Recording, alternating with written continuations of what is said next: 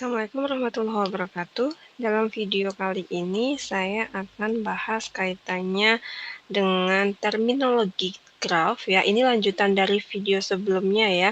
Kalau video sebelumnya itu kita bahas sampai dengan lintasan ya. Nah, sekarang saya akan melanjutkan untuk video sebelumnya itu terkait dengan macam-macam lintasan. Ada 3 macam untuk lintasan. Yang pertama itu lintasan sederhana. Lintasan sederhana atau simple path ini jika semua simpulnya ini berbeda ya. Sudah ada ketentuannya di sini adalah semua simpulnya berbeda. Dan di sini setiap sisi yang dilalui itu hanya dilalui satu kali ya. Satu kali. Contohnya seperti apa? Misalkan saya punya graf seperti ini.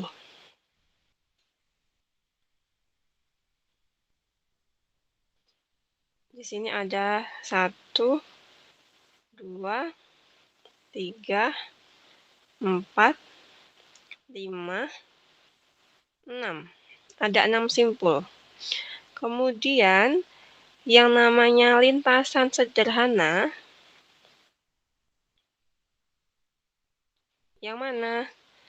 Berarti di sini ada ketentuannya semua simpulnya berbeda dan setiap sisi dilalui hanya satu kali. Ya, sisinya itu dilalui satu kali. Berarti di sini contohnya itu adalah misalkan 6, lintasan 6 ke 5 ke 4 ke 3 ke 2 ke 1. Ini namanya adalah lintasan sederhana.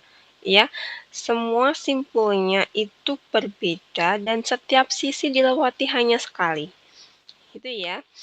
Lintasan sederhana. Yang kedua, kita bahas lintasan tertutup. Closed path. Nah, lintasan tertutup di sini merupakan lintasan yang berawal dan berakhir pada simpul yang sama. Jadi simpul awal sama simpul akhir itu sama. Contohnya seperti apa? Kalau dalam kasus graf G di sini ya, untuk lintasan tertutup itu adalah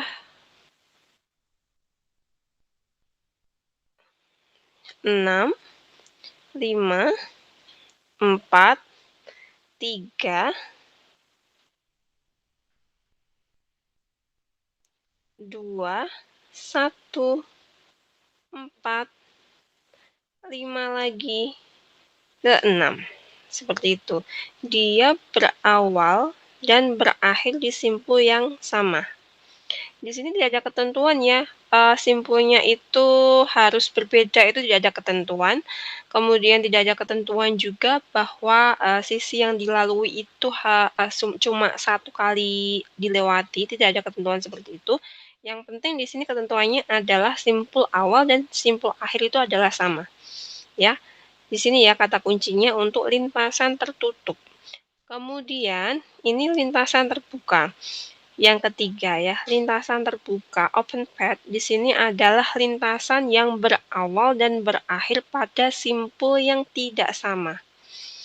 Berawal dan berakhir pada simpul yang tidak sama ya. Contohnya misalkan untuk lintasan terbuka di sini misalkan adalah 1, 3, maaf 2 ya, 2 dulu 2, 3, 4. Nah, ini contoh salah satu lintasan yang terbuka ya. Dia tidak ada ketentuan semua simpulnya itu harus digunakan, tidak ada ketentuan semua sisi harus dilewati. Yang penting di sini itu simpul awal sama simpul akhirnya itu berbeda. Itu saja yang bisa jadi note di lintasan terbuka ya. Jadi tahu ya bedanya antara lintasan sederhana, lintasan tertutup, dan lintasan terbuka. Kita lanjut untuk terminologi graf lainnya yang di sini ada cycle atau circuit atau biasa disebut juga siklus ya. Ini adalah lintasan dengan simpul pertama itu sama dengan simpul yang terakhir. Ya, berarti dia menuju dari awal ke akhir itu di simpulnya sama. Panjang sirkuit ini adalah jumlah sisi dalam sirkuit tersebut. Contohnya seperti apa sih? Misalkan ada 5. Ya. Di sini ada 5 seperti ini. Ini A, B, C, D, E. A kecil ya, B kecil. Untuk sirkuit itu seperti apa? Contohnya sirkuit. Dia itu lintasan berawal dan berakhir di simpul yang sama. Kemudian panjang sirkuit adalah jumlah sisi dalam sirkuit tersebut. Berarti di sini A ke B, B ke C, C ke D, D ke E, kembali ke A lagi. Ini adalah contoh sirkuit ya. Selanjutnya, ini ada istilah lagi yang namanya connected atau terhubung. Nah, dua buah simpul V1 dan V2 ini disebut terhubung jika terdapat lintasan dari V1 ke V2. Contohnya, A sama dengan D, ini terhubung ya. Karena apa? Di sini ada lintasannya. Dari A ke B, B ke C, C ke D. Seperti ini. Ini adalah terhubung.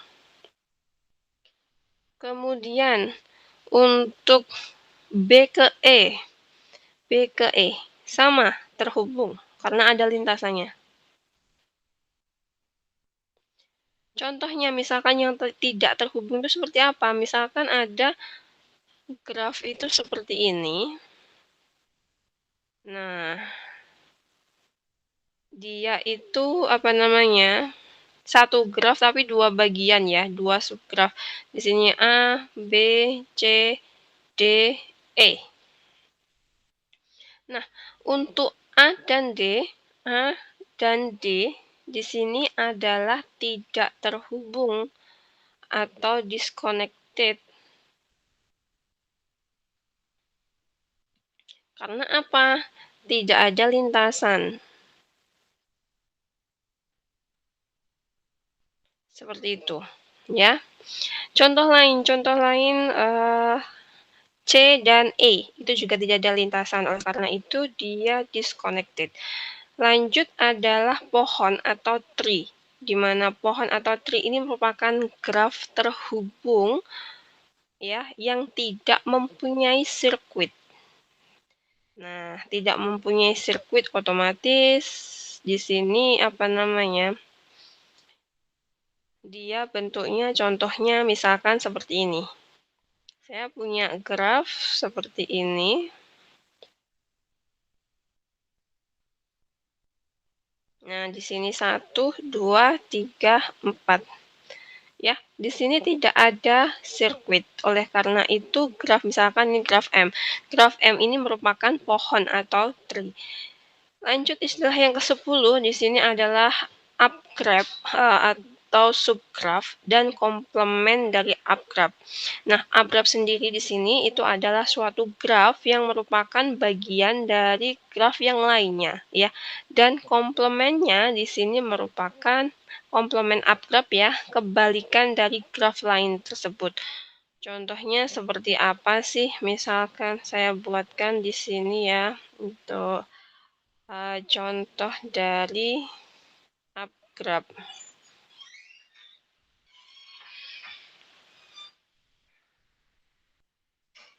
Nah, misalkan nih saya punya graf seperti ini.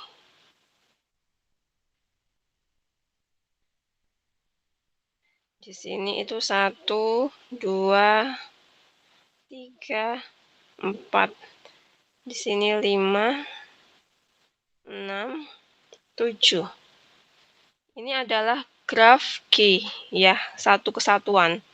Nah, untuk yang di sini, untuk yang misalkan ini ya.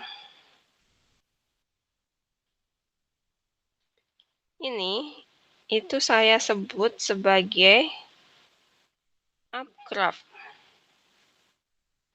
Nah, yang komplemennya yang mana? Komplemennya adalah yang sini.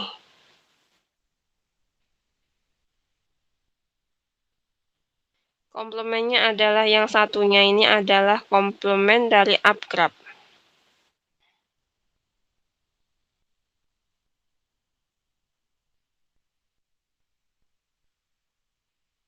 Seperti itu. Oke, lanjut lagi. Tadi kita sampai di upgraph.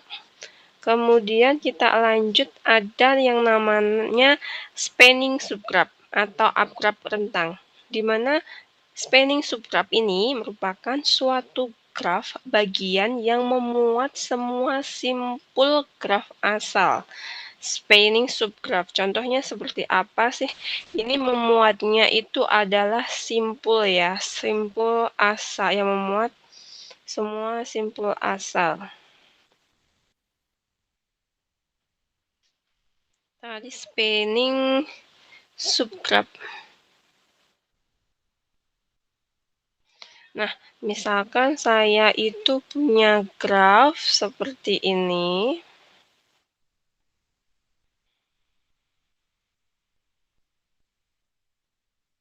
Jadi graf G ya. Ada beberapa simpul. Ini 1, 2, 3, 4, 5. Seperti itu, ada 5 simpul. Yang namanya spanning graph yang mana? Misalkan saya punya subgraph-nya seperti ini nih.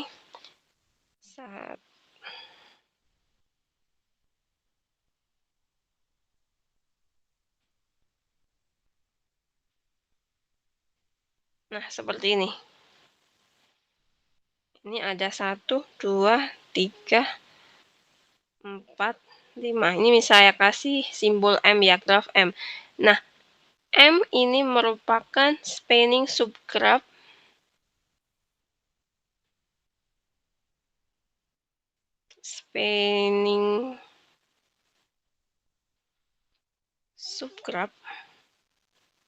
dari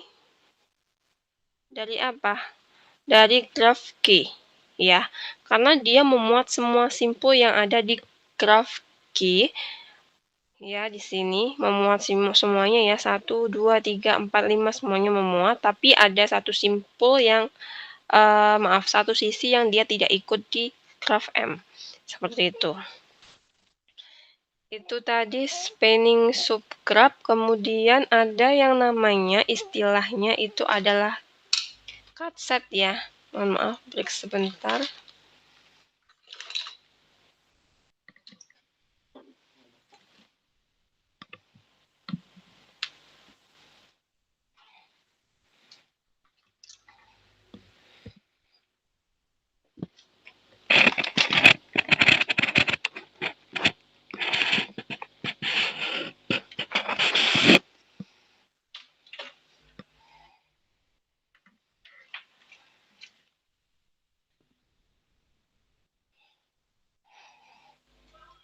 Oke, kita lanjut ke cut set dari graf. Itu adalah himpunan sisi ya di sini sisi yang bila dibuang dari graf G itu menyebabkan G-nya ini tidak terhubung. Jadi cut set selalu menghasilkan dua buah graf. Contohnya seperti apa? Misalkan saya punya graf seperti ini. Ini kita bahas cut set ya. Saya punya graf seperti ini. Nah, seperti ini. Kemudian contohnya ya, ini grafnya ada 1, 2, 3, 4, 5, 6, 7, 8, ada 9 simpul. Nah, yang namanya cut set yang mana? Yang namanya cut set itu yang ini ya. Nah, sisi yang menghubungkan simpul 5 dan 6. Kenapa dikatakan cut set? Karena ketika dibuang ketika dihapus itu akan menghasilkan 2 buah subgraph. Nah, seperti ini. Kalau yang 5 ke 6 ini dihapus, hasilnya nanti akan seperti ini. Ya, seperti ini nih. Iya. Maaf, tadi dihapus ya. Ini dihapus. Jadi ada dua subgraph. Di sini 1, 2, 5, 4, 3. Tadi di sisinya hapus, di sini ada 6, 7, 8, 9. Nah, ini sisi dari E ini, saya simbolin merah ini, jika dihapus itu akan menghasilkan 2 subgraph. Subgraph yang mana? Subgraph yang misalkan di sini G1 dan yang di sini G2. Itu. Ya. Kemudian kita balik lagi ke terminologinya lagi. Ada yang istilah namanya di graf itu adalah graf berbobot atau weighted graph. Di sini grafnya itu yang setiap sisinya itu diberi sebuah harga atau bobot. Nah, bobot pada setiap sisinya ini dapat menyatakan jarak ya, jarak antara 2 buah kota, biaya perjalanan, waktu tempuh, atau pesan atau message dari sebuah simpul komunikasi ke simpul komunikasi lainnya. Ya, atau ongkos produksi itu juga bisa jadi. Contohnya misalkan nih, ketika saya membuat suatu jarak ya, jarak antar kabupaten misalkan. Simpulnya itu adalah kabupaten.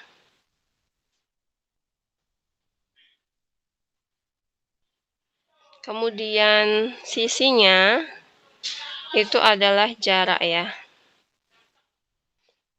Misalkan nih saya punya untuk yang di sini itu simpul A itu sebagai Kabupaten Boyolali. Kemudian B di sini sebagai Kota Surakarta.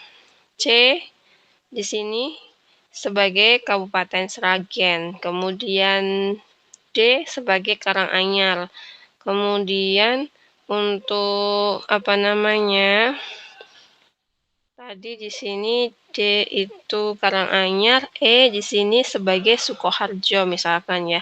Nah, di sini juga ada F sebagai Kabupaten Wonogiri. Nah, untuk grafnya seperti apa?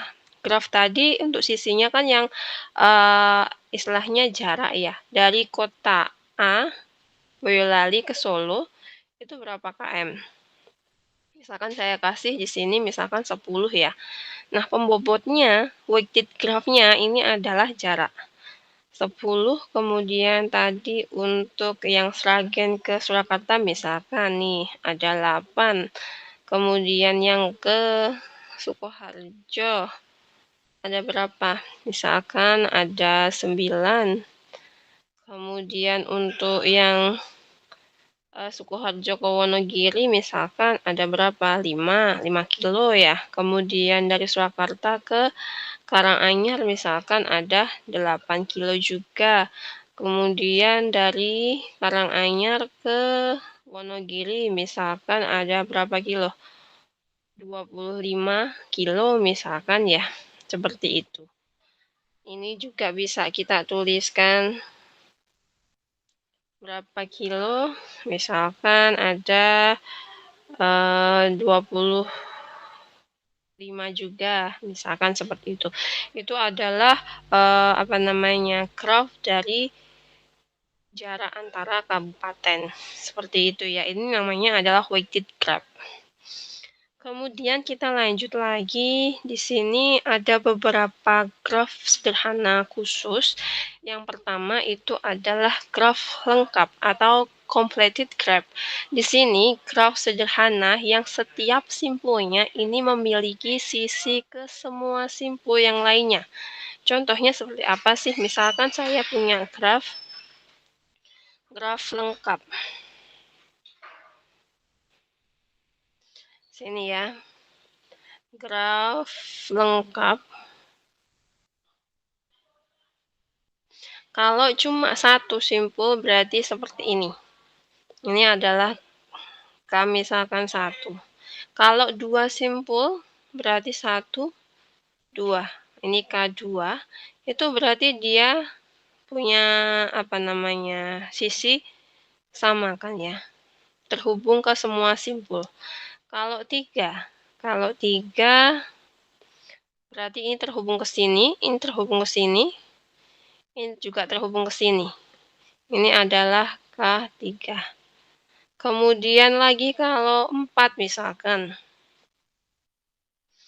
Ini terhubung ke misalkan A, B, C, D. A terhubung ke B, A terhubung ke C, dan A terhubung ke D. B terhubung ke C, B terhubung ke A udah ya. Dan B terhubung ke D. D di sini terhubung ke A sudah, terhubung ke B sudah, dan terhubung ke C. Seperti itu. Kemudian misalkan ini tadi K4 ya. Kemudian 5. Misalnya 1, 2, 3, 4, 5. 1, 2, 3, 4, 5. Ini ya. 1 terhubung ke 2. 1 terhubung ke 3. 1 terhubung ke 4. 1 terhubung ke 5. 2 terhubung ke 3. 2 terhubung ke 4. 2 terhubung ke 1 sudah. 4 terhubung ke, maaf, 2 terhubung ke 5. Kemudian 3 ke 1, 2 sudah, ke 4 dan ke 5. Seperti itu. Ini yang K5. Seperti itu dan seterusnya.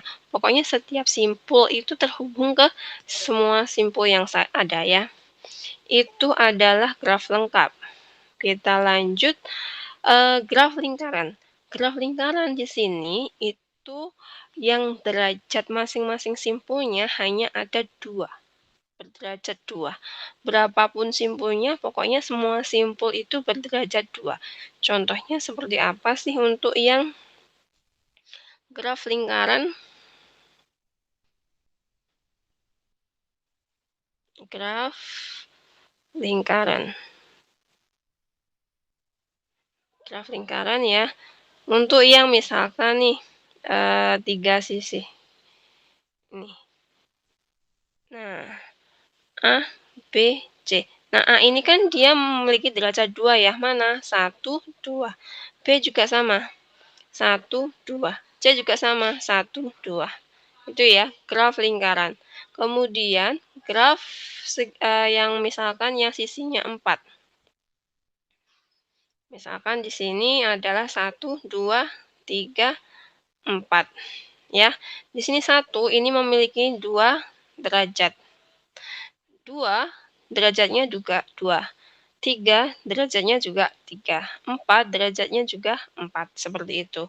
Yang 5 seperti apa? Sama sih konsepnya. Masing-masing simpul itu memiliki apa namanya?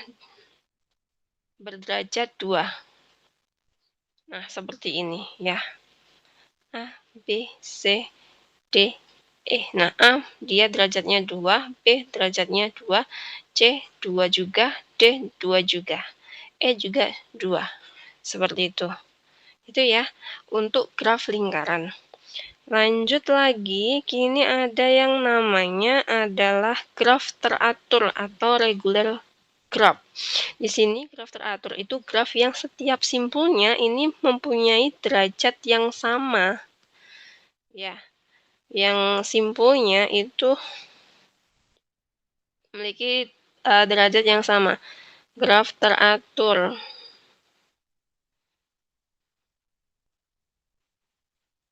Contohnya, misalkan saya punya 3 graf nih. Ini G1. Kemudian di sini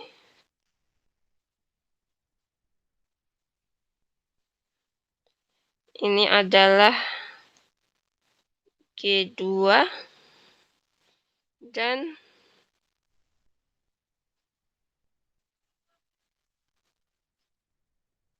Ini adalah G3.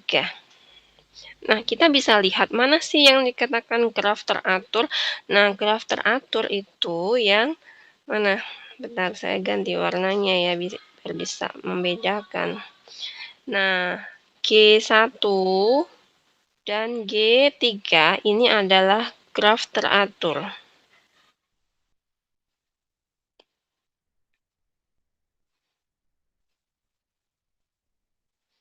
Nah, G2 ini graf tidak teratur.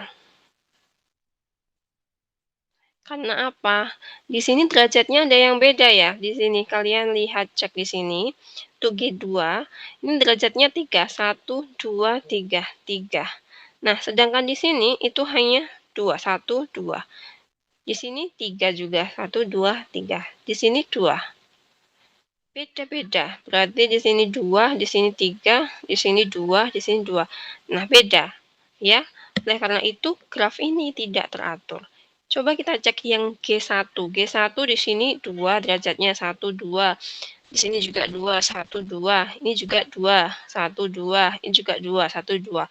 Oleh karena itu, G1 adalah graf teratur. Kemudian sama G3. G3 di sini ada 3, 3, 3, 3 derajatnya ya. Oleh karena itu, G3 juga dikatakan graf teratur. Kemudian kita lanjut graf bipartit ya, atau bipartit graph. Di sini graf G yang himpunan simpulnya dapat dipisahkan menjadi dua himpunan V1 dan V2, sehingga setiap sisi di G itu menghubungkan V1 dan V2. Contohnya seperti apa sih? Ini yang bipartit ya.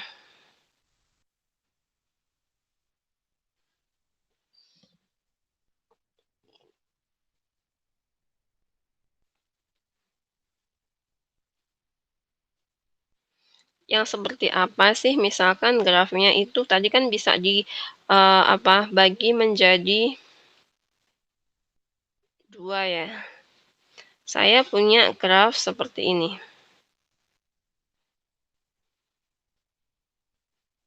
Nah, ini itu adalah graf bipartit. Kenapa? Karena dia itu bisa simpulnya bisa dikelompokkan menjadi 2 bagian nih ya. Hmm. 2 bagian V1 dan V2.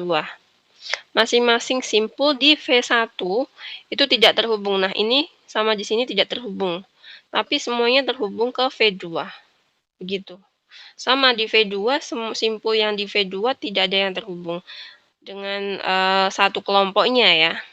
Seperti itu. Ini namanya adalah graf bipartit. Kita lanjut, itu namanya graf isomorfik ya. Graf isomorfik. Jadi seperti apa sih yang namanya graf isomorfik? Dua buah graf ini dikatakan isomorfik, G1 dan G2 ya, jika terdapat korespondensi satu-satu nih antara simpul-simpul keduanya dan antara sisi-sisi keduanya.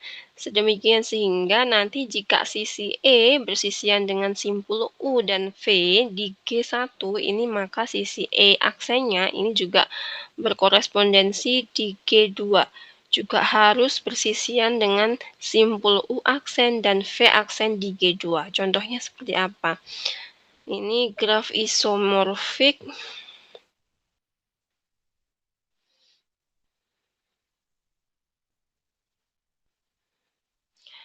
Contohnya misalkan saya punya ada 4 di sini.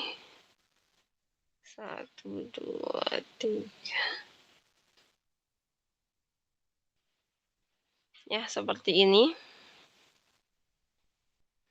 Kemudian saya juga punya ini.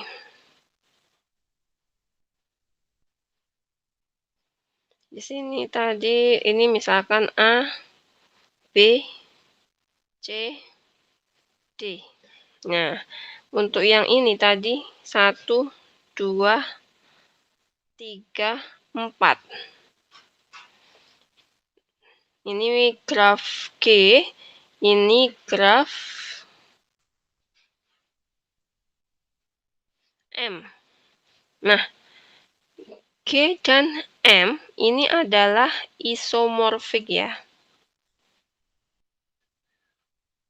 Karena apa? Dia korespondensi satu-satu. Maksudnya seperti apa sih? Kita cek nih, 1 di G itu dia terhubung sama 2, sama 4, sama 3.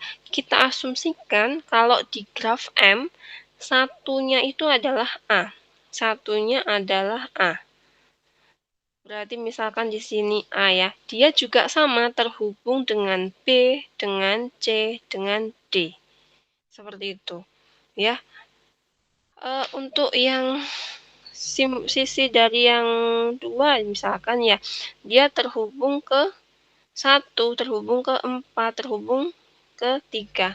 Sama di B. Di B di sini juga kita asumsikan bayangan dari ini ya, yang 2 itu adalah B, berarti B ini juga terhubung ke A, terhubung ke D, dan terhubung ke C, dan seterusnya. C juga D sama. C nanti korespondensinya sama 3, kemudian D korespondensinya sama 4, seperti itu ya. Jadi dia sama, ketika di G dia terhubung dengan yang mana, yang M juga dia terhubung dengan bayangannya dari yang sama dengan yang di G, begitu ya. Itu namanya adalah graf isomorfik. Nah, ini contohnya. Nah, G1 ini sama G2 itu adalah isomorfik. Kemudian G3 ini G1 sama G3 ya misalkan. G3 ini tidak isomorfik. Karena apa? Misalkan tadi di 1, di sini dia terhubung ke 2, terhubung ke 4, terhubung ke 3. Tapi kalau di G3, kita asumsikan satunya itu adalah X, dia hanya terhubung ke Y dan V. X-nya tidak terhubung ke W. Oleh karena itu, bisa dikatakan G1 dan G3 itu tidak isomorfik. Yang terakhir di sini ada yang namanya graf planar atau planar graph. Di sini graf yang dapat digambarkan pada bidang datar dengan sisinya itu tidak saling memotong ya. Nah, contohnya untuk yang di sini. Ini itu adalah bukan graf planar ya. Karena apa? Karena di sini ada potongannya nih. Biar tidak berpotongan seperti itu, bagaimana? Ini ya, betul ya. Ini adalah yang kedua, tengah. Ini adalah graf planar. Karena apa? Di sini tidak ada sisi yang berpotongan. Nah, ini kan tidak ada sisi yang berpotongan ya. Seperti itu. Yang ketiga ini juga graf planar, tidak ada sisi yang berpotongan. Nah, mungkin itu saja yang bisa saya sampaikan dalam video kali ini. Jika ada pertanyaan, boleh ditanyakan di komentar atau grup diskusi. Sekian dari saya. Wassalamualaikum warahmatullahi wabarakatuh.